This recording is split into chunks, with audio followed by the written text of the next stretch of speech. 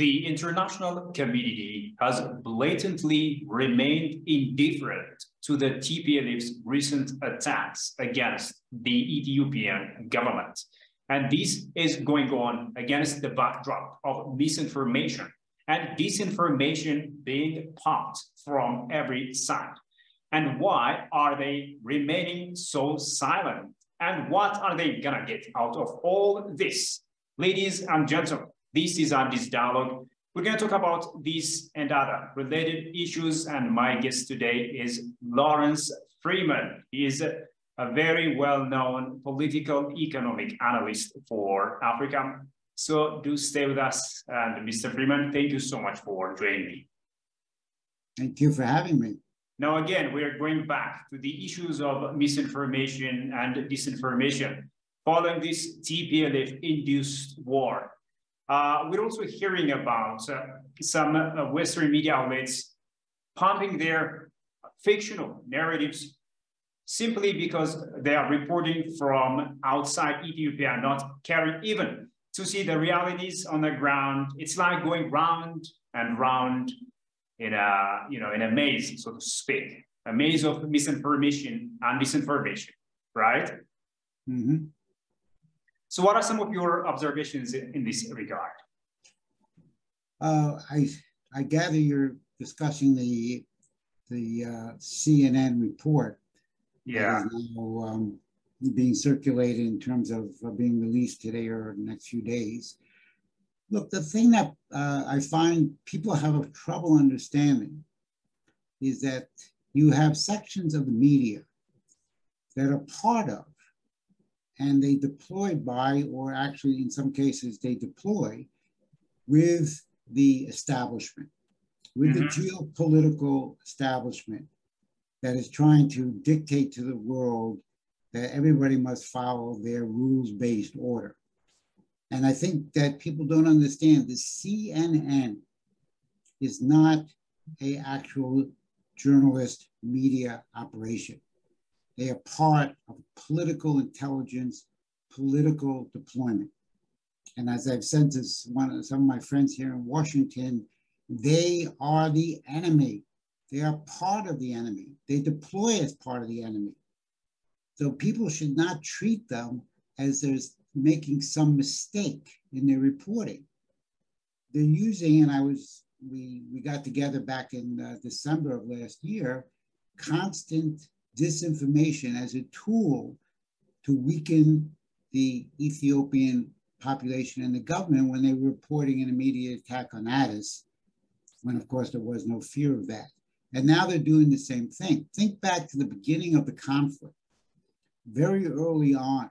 Yeah. Actually, in the days and weeks in November of 2020, after the first military attack by the TPLF, they immediately, within days, what popped up, primarily initiated by CNN, was there's genocide going on in Tigray. There's genocide within days. There's ethnic cleansing going on. There's sexual violence as a weapon. Now, all three of those charges, and now almost 2 years, going on 2 years, have never been proven. In fact, they've been denied by even the United Nations as untrue. Yet they circulated and became the, quote, political intelligence, unquote, that was used by the Western world to pound the Ethiopian government and support the TPLF. And we saw this very clearly. And I must say, I was very sad to see it happen. But Secretary of State Blinken, who came in with the administration of President Joe Biden, without any intelligence from the State Department, without any intelligence from the CIA or the Defense Intelligence Agency, DIA. Nevertheless, the State Department and the press spokesman for the State Department, Ned Price, and the President of the United States, Joe Biden, repeatedly babbled genocide, ethnic cleansing. So why do you have public officials heading the most powerful government in the world repeating stuff that is not true, was not proven then, is not proven today? because that's the way the geopolitical establishment operates. And they have very strong influence in every government going back decades, and they have, but especially in this government. And right now, when people approach CNN, they should understand that they're dealing with the enemy of the people of Africa in general, as I've seen CNN coverage, but in this particular case, the enemy of the nation state of Ethiopia, the enemy of the Ethiopian people. And if you don't treat them and understand them in that way, you will be making an error. Talking about CNN, as you said, it's continued its misinformation, disinformation, to the point of tarnishing the image of Ethiopia. It is also revealed that this media is gonna air its fabricated documentary against Ethiopia. So as such, they're trying to breach journalistic principles and also the truth. So I am curious here, why are they doing so at the expense of the truth and also at the expense of millions of Ethiopians, millions of innocent Ethiopians who are determined to get out of poverty? First of all, they're not a journalist organization bending the truth. They are a political organization doing their job as part of a larger policy. Mm-hmm. What I realized very early on, I was the first one to realize this, is that the deployment of CNN and the babbling, repeating by our government, by the US government and other governments in Europe of the allegations, which had no truth, no foundation, and never been proved, that was part of a geopolitical doctrine. There is a belief among a certain financial, political, oligarchical elite that they have to control countries throughout the world. And their number one job of this geopolitical doctrine, it's sometimes referred to as a zero-sum game, because they have to be on top. And for them to be on top, a plus, other countries have to be below, a minus, and that gives you your zero sum. This idiotic disease, geopolitical disease, believes that China and Russia are the number one enemies of the United States and the American people. I don't, they do. And they look at every deployment in Africa. They don't really care about the lives of 115 million Ethiopians. They don't care about what will it take to lift millions of people out of poverty. Yeah. They don't care about those questions. What they care about is maintaining geopolitical control. And they believe that the government under Prime Minister Abiy Ahmed and the Prosperity Party, and no longer under the control of the TPLF, is not sufficiently in line with their geopolitical control. And therefore, they want to make sure the government is either removed, that was the first plan, option A, is weakened. And it appears to me they're now on option C, which is to constantly disrupt and weaken the government of Ethiopia by constant permanent warfare from the TPLF. As long as the TPLF remained armed, and as long as they believe in their demented ethno-nationalist ideology that they are in charge of a nation called Tigray, which of course Tigray is part of the Republic of Ethiopia. It's not a nation, but in their demented national ideology, they believe it's a nation and they have a right to conquer other nations and disrupt and actually weaken the entire Horn of Africa, not just Ethiopia.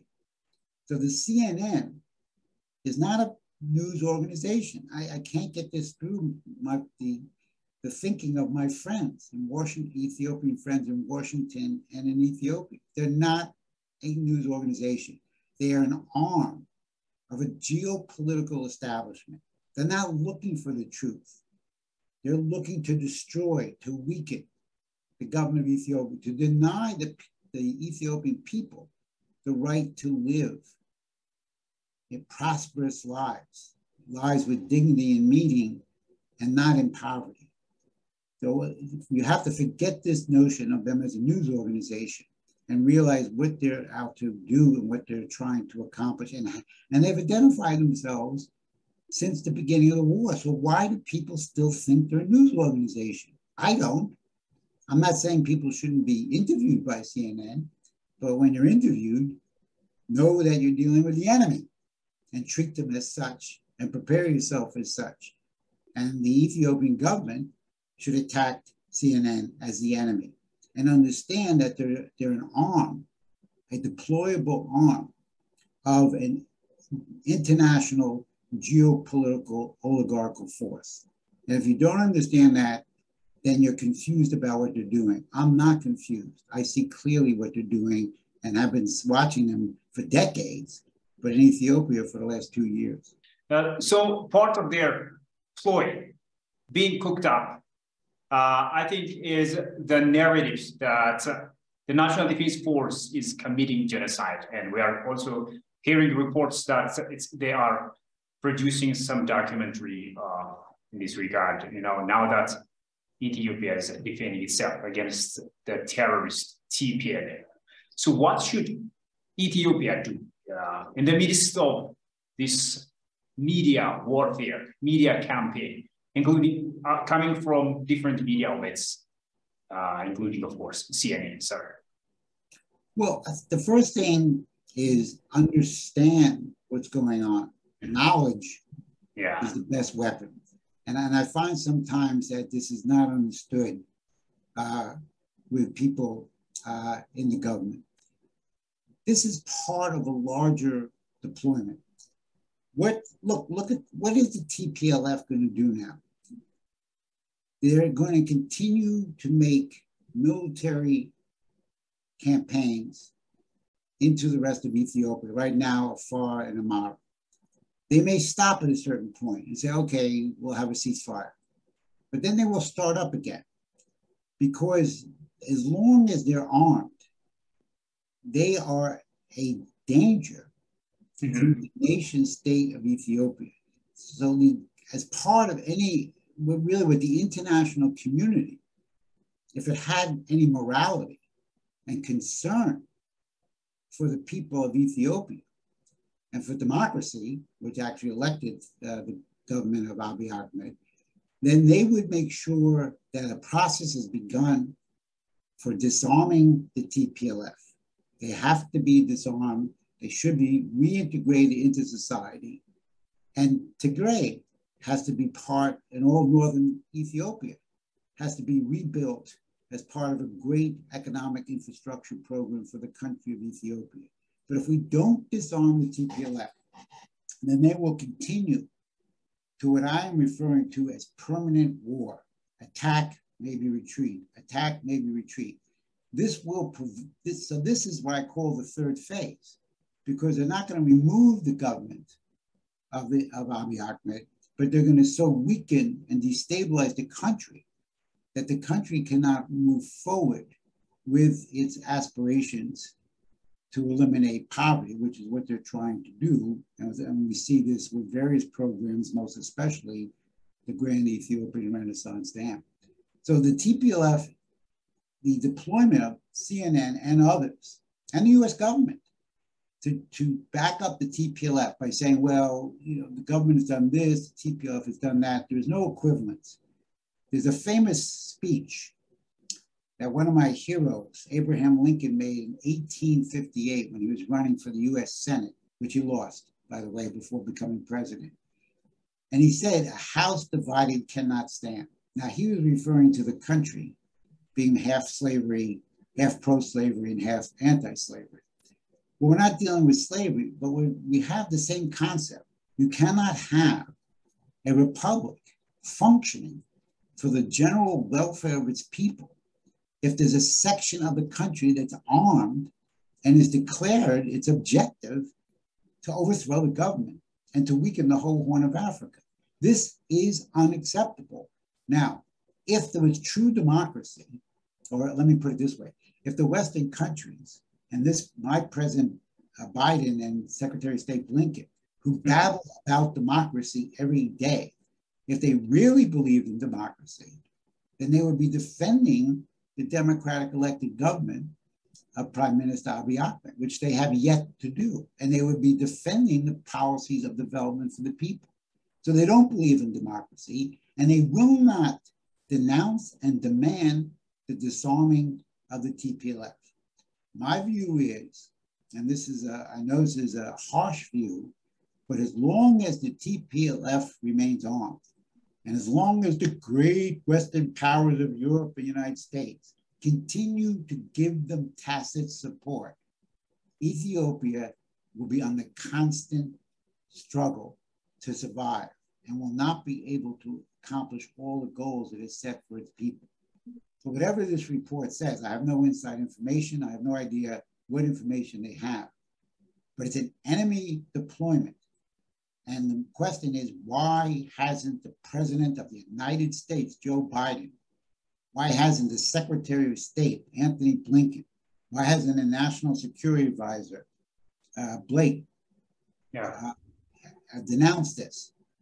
This is, to me, a crime that they will not end this military deployment of TPLF against Ethiopia and the Horn of Africa. Okay. Wow. Thank you for that wonderful explanation. Again, talking about the international community, we're still here observing that the international community is trying to appease the TPLF, by, turning blind eye to the cause of Ethiopia. And as such, it is emboldening the TPLF to keep on its destructive war and also narration and the misinformation, disinformation that we talked about. So tell me a little bit about the driving factors that you see here. Well, look at Africa. I mean, Africa has been under 500 years of horrible anti-African policy. We had 400 years of slavery from the early 1400s to the mid 1800s. Then we had colonialism from the treaty in Germany that was arranged by Bismarck and Leopold of Belgium. And then we've had neocolonialism controlled by the international financial forces. And therefore, after independence of African nations in the 1960s, we had efforts for development led by people like Kwame Nkrumah, Patrice Lumumba, and others, including the leadership in Nigeria and other countries. Now, Ethiopia has emerged, I guess 150 years after the Berlin Conference, has emerged as a leading development nation, not just in the Horn of Africa, but in all of Africa, and has pursued policies of eliminating poverty. As it was one Ethiopian leader told me, we don't want to manage poverty, we want to eliminate poverty. And therefore, Ethiopia has played a very important role in leading other African countries as an example of what it does for itself to eliminate poverty for development. We saw that in the very bold move of establishing the Addis to Djibouti Railroad in 2016, when I was also there at the inauguration. We've seen that in their efforts now. They've had the third filling of the Ethiopian dam. Now, if you're a world dominator, if you're a superpower in the world that's trying to dominate the world and control countries for your benefit, not for democracy, not for development, but for geopolitical interests, then you want to control the leading countries. That includes Ethiopia, and most especially in Africa. How do we slow them down? How do we weaken so that there is not an independent nation in Africa fighting for development? And don't forget, Ethiopia has very close relations with China, has maintained close relations with Russia and other countries. Yeah. And the United States, not the United States, because it's not in the United States' interest. There's geopolitical, oligarchical interests say, no, we want leaders to be submissive to our demands. We don't want people controlling a country like Ethiopia, the second largest populated country in Africa, that have independent thinking. We don't want Ethiopia to unite with Eritrea, to unite with Somalia. We don't want a strong Horn of Africa because we want to control the Horn of Africa, because Africa has the waterways from the Indian Ocean to the Gulf of Eden to the Suez Canal, one of the most important waterways in the world. And we want to control what the geopolitical doctrinaires say. We don't want independent thinkers. We don't want Africans controlling it. We want to control. We will accept Africans who do what we say, but we don't want any independent thinking Africans. We don't want any nationalists. Now, the United States had a very close working relationship with the TPLF for many years. And we have people in the United States government and very close to the United States government who are no longer there, but they've made themselves, they've exposed themselves, who had a very good working, they consider a good working relation with the TPLF. And they won't give it up. They say, well, you know, we can't have this. Don't forget, we have to respect the TPLF. They were the leadership of the country, and they were. And they got voted out in 2018. So that's the way countries move forward. But since then, the United States and the West in general has made clear that they want to maintain the TPLF as not only an ethnicity, because they actually want to keep ethnicity as the dominant culture in Ethiopia. They're not opposed to it like I am. They not only want to keep ethnicity, they want to have the TPLF armed. Where is the movement for disarmament and reintegration? Where is it? Who speaks about it? Who demands it? Now, the United Nations has designated the African Union to be the organization that coordinates the peace drive. TPLF objects. So right now, the United Nations is still being soft on the TPLF. And there are private discussions going on with the TPLF with the Secretary General, Gutierrez. I don't know what those discussions are. But Ethiopia is a member state of the United Nations. So I would like to know what discussions are going on with the Secretary General of the UN, with a group that is a belligerent against a member state of the United Nations, a belligerent. Same thing with Tedros of the WHO. The TPLF is a belligerent that has openly called for the overthrow of the government of Ethiopia and wants to also dismantle other nations in the Horn of Africa based on their ethnic nationalist perversion. When is that going to be denounced? When are we going to end this warfare, permanent warfare aimed against the state of Ethiopia and the people of Ethiopia? The other issue that we're seeing is they're trying to put the blame on both the government and the TPLF, equating the government with the terrorist TPLF, and thus trying to apportion the blame, you know, on both sides. What's the error, the deliberate error that you see here, sir? Let me ask you this final. This is my final question. Look, people have to understand the history of civilization. The nation state was a long process in coming into existence. We see traces of it going back to the 1400s with Nicholas of Cusa, and then we see the 1648 Treaty of Westphalia, which codified the nation state. And then really the United States became the first true nation state in the late 1700s, and it's been spreading since then. But the nation state is organized by people. And what defines a human being is their mind.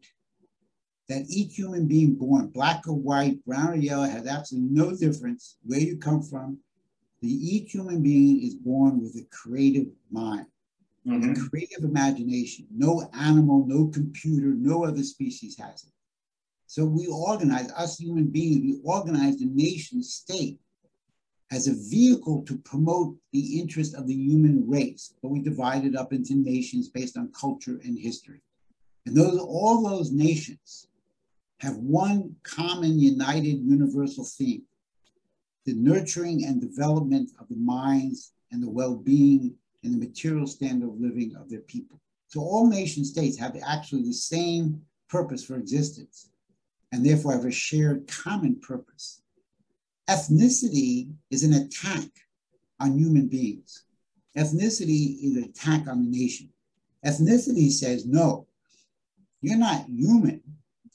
You're part of an ethnic group. And what defines you as part of an ethnic group? What bloodline you came from? Blood cells in our body, not your mind, but your blood, or where the piece of dirt that you grew up on. Those define you as human beings. Actually, they don't. That's an animalistic definition. Wow. So people are not defined by their ethnic grouping. Ethnicity undermines the human race anywhere it's promoted. Now, therefore, to equate the Republic of Ethiopia, every group in Ethiopia became part of the Republic. Now, there's a fundamental error in the Ethiopian Republican Constitution, which I identified many years ago, and everybody knows it. It identifies peoples, plural, nationalities, plural. That's the mistake. There is not plural. There's the Ethiopian people. There are Ethiopian citizens. There's not Ethiopian ethnic groups. The Republic, as my brilliant founding fathers formed the United States, the Republic is not an assembling of ethnic groups. The Republic stands for an idea, a purpose, a commitment to the future of those people and the future of civilization. So every single member of a republic is united in the commitments of development of themselves and their friends and neighbors, and actually the entire civilization. Ethnicity has no equivalence, none. In fact, ethnicity is an attack on the human race. It's an attack on the creativity of the human mind, because it substitutes biology and bloodlines for the process of creative thinking. And that, to me, is very clear. Most people don't see it that way. That's the problem. For me, it's very clear that ethnicity has to be resolved, has to be transcended. And we have to have a very long-term, it's going to take a while, robust, probably contentious discussion throughout every village and city in Ethiopia on what it means to be a human being and a citizen of Ethiopia, as opposed to being an animal conception under ethnicity. Mr. Freeman, thank you so much for your usual cooperation and for the wonderful ideas that you've just raised. Thanks a lot. Okay, my pleasure. Well, dear viewers, with that, we come to the end of today's program. Thank you so much for having been with us so far. Till I see you next time with yet another program, it's goodbye from me.